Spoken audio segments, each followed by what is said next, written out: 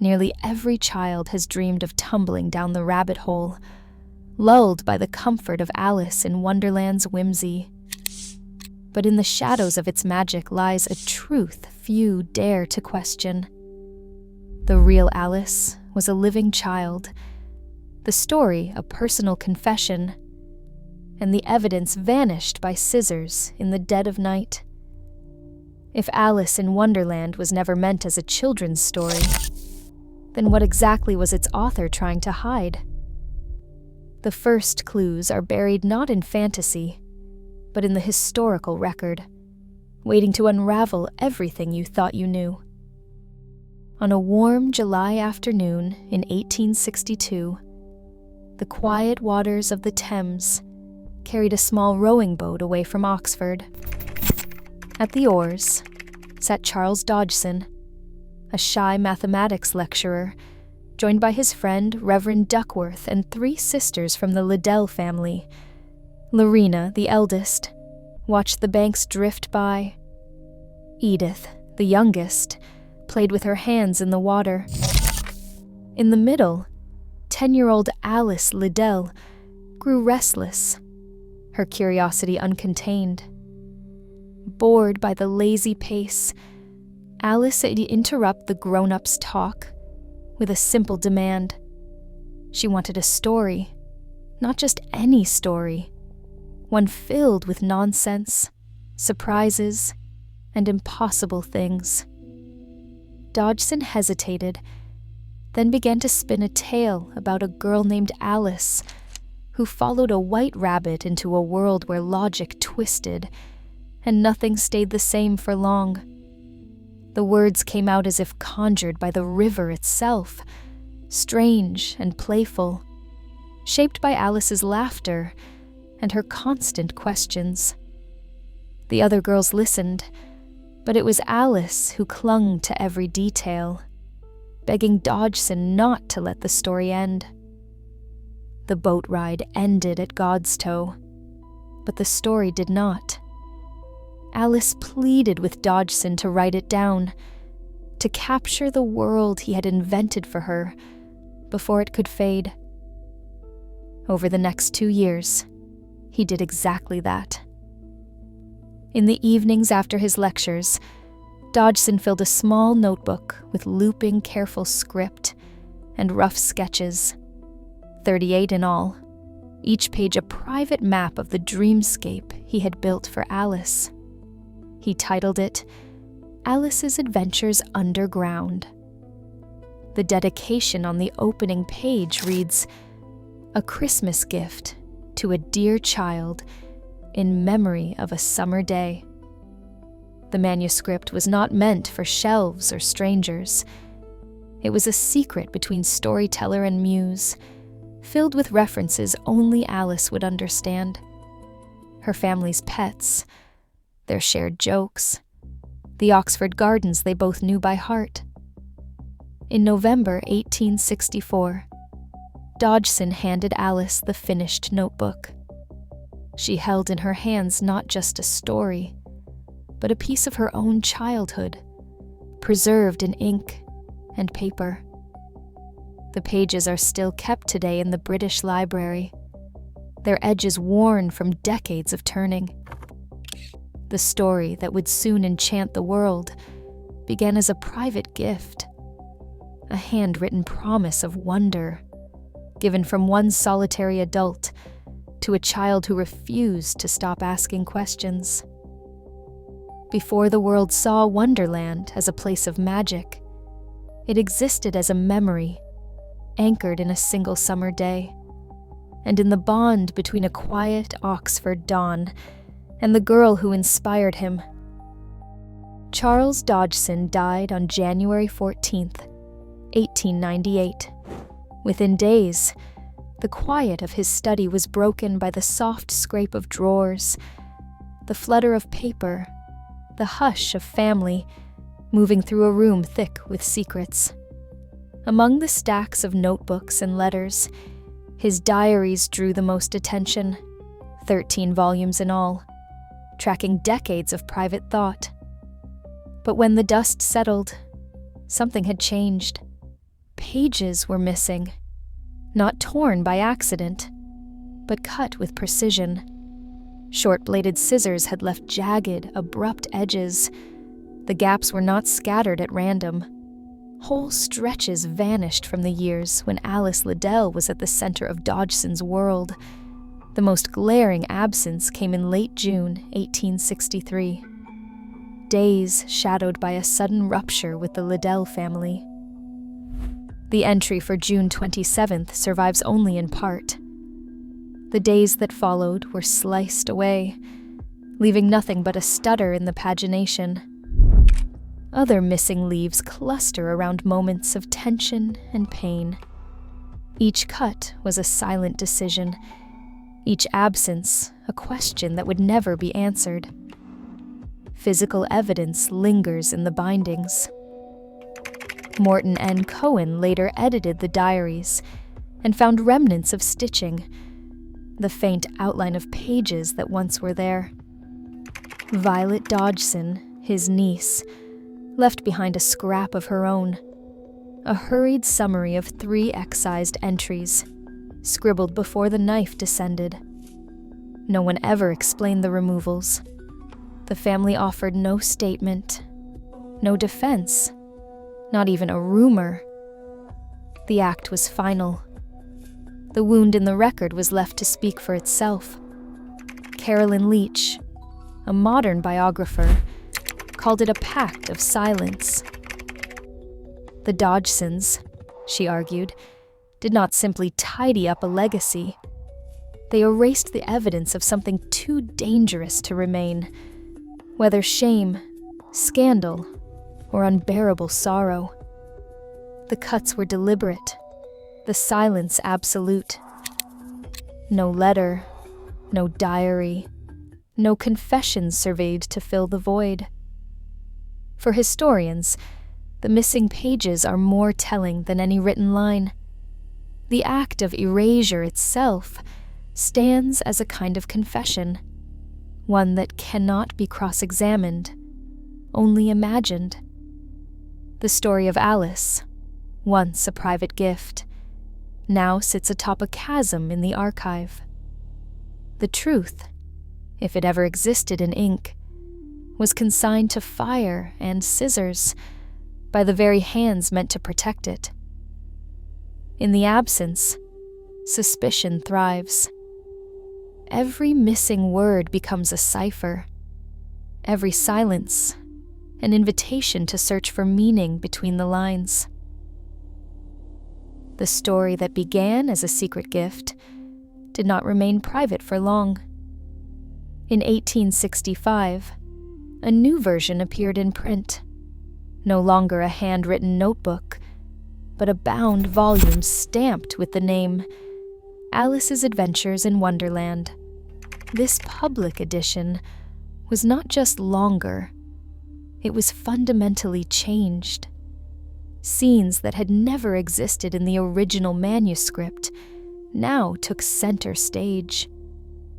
The Duchess's nursery arrived with a screaming baby and flying crockery. The Mad Hatter's tea party grew stranger, its riddles sharper, its humor edged with something manic. Even the trial at the end, a spectacle of nonsense justice, was a new invention. The world Dodgson built for Alice had grown darker and more unpredictable. Where the manuscript had been filled with gentle whimsy, the published book introduced a sense of threat, bodies stretching and shrinking beyond control, tears rising to floods, characters who seemed both comical and menacing. These changes were not accidental. Dodgson worked closely with John Tenniel, a celebrated illustrator for Punch magazine, to bring Wonderland to life in images. Tenniel's engravings, 42 in all, replaced Dodgson's amateur sketches with scenes that felt both familiar and unsettling. His Alice is wide-eyed but never quite at ease. The Duchess leers, The Queen glowers, and the Mad Hatter's stare is impossible to read.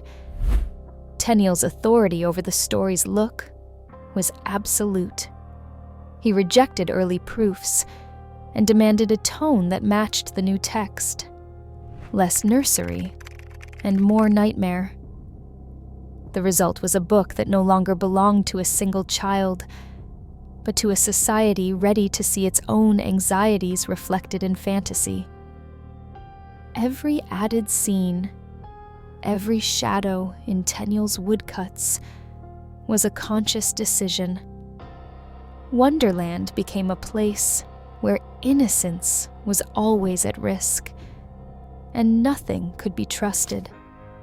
Not even the story itself.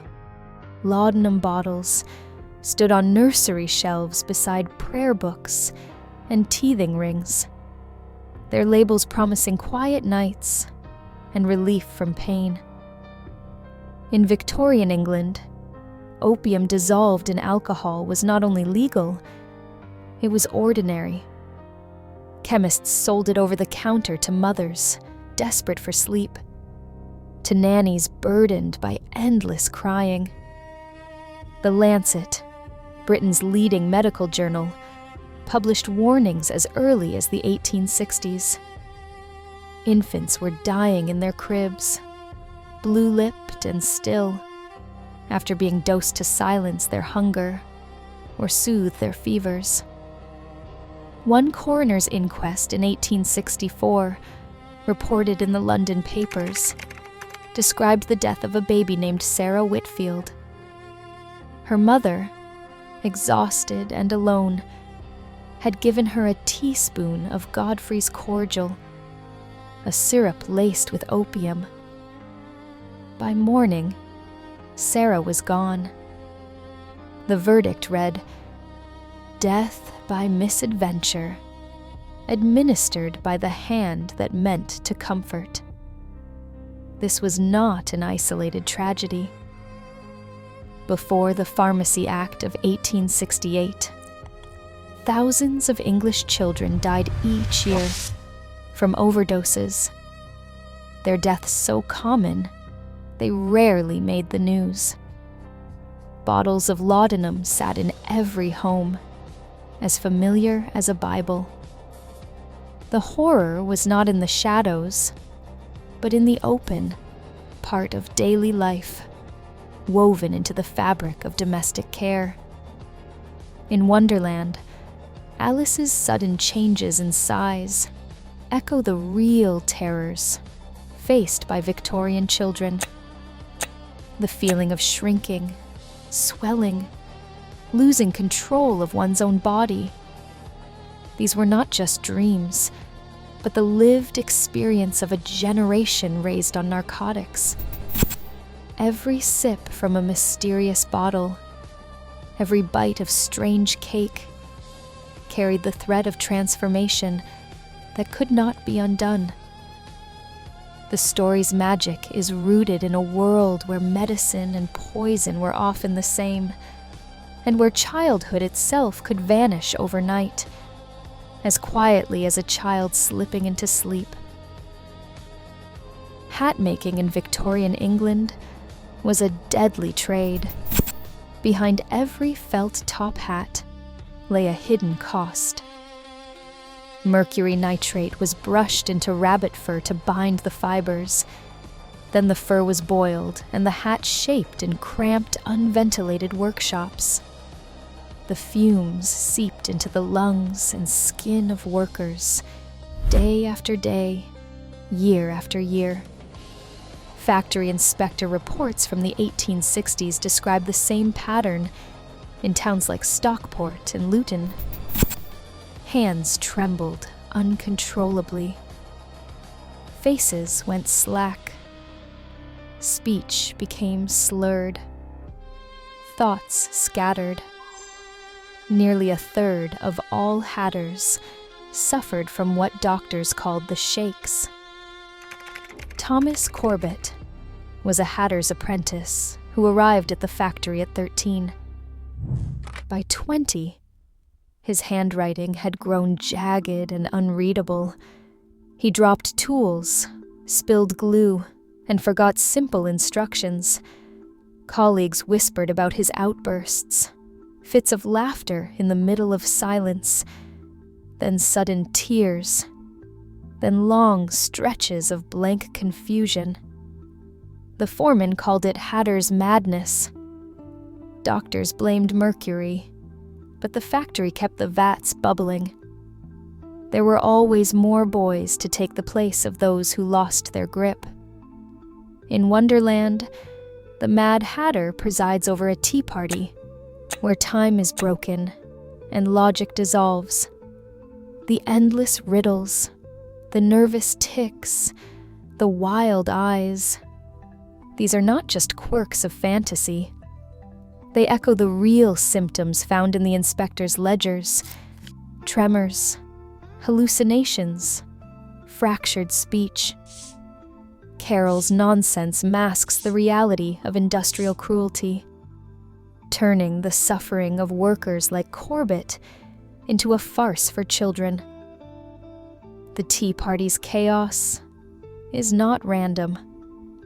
It is the madness of a world that poisons its own and laughs at the result.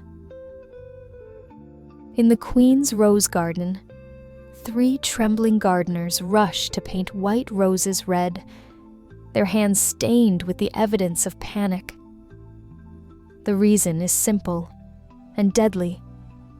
The Queen of Hearts demands red roses, and any trace of white means death.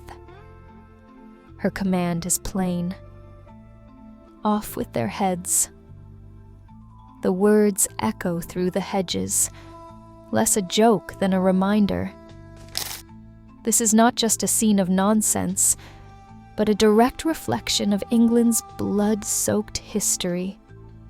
The red and white roses are the banners of the houses of Lancaster and York, locked in the Wars of the Roses from 1455 to 1487. In those years, loyalty was a matter of survival, and the wrong color could mean execution.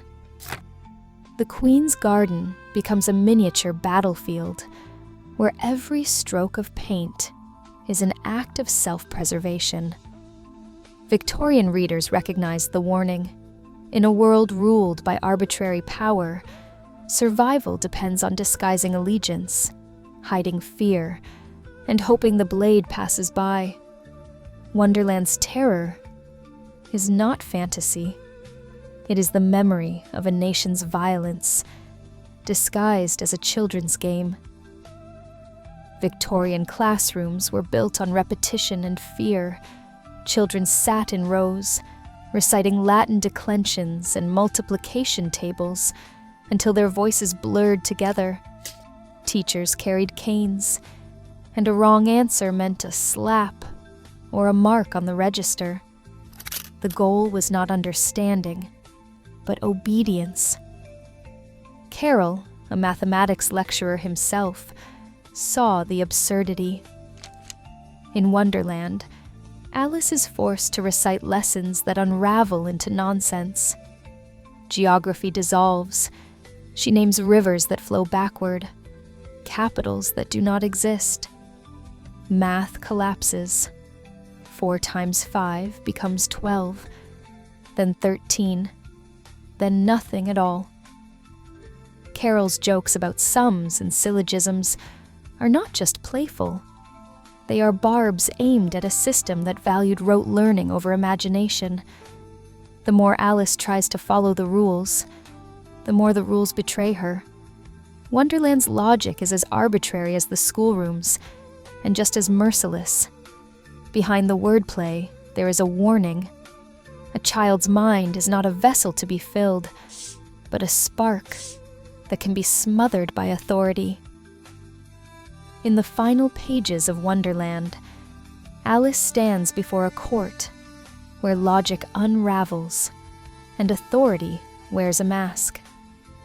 The trial is pure spectacle, a parade of nonsense, accusations without evidence, verdicts decided before a word is spoken. But this is no idle fantasy. Victorian justice worked much the same. In 1862, Jane Wilbred, a starving charwoman, was dragged before the Old Bailey for taking a scrap of pork valued at 1 shilling. The butcher painted her as a thief. The police dismissed her pleas of hunger, and a jury of property owners condemned her to a year of hard labor. The facts barely mattered. What counted was the performance, the judge's scorn, the ritual of guilt, the message sent to the poor. Trials like Jane's were not rare. In the 1860s, nearly 80% of those convicted for petty theft were from the poorest classes. The machinery of justice turned poverty into crime and punishment into theater. In Wonderland's courtroom, as in London's real ones, truth was irrelevant. The sentence was already written. The spectacle was the point. The unsettling truths buried in Wonderland still echo today, wherever power cloaks itself in innocence and uncomfortable histories are erased. As long as children's stories mask deeper wounds, the real world keeps slipping through the cracks. The past is not safely behind us. It shapes every bedtime tale we tell. Sometimes what we call nonsense is just the truth in disguise. What do you see behind the curtain?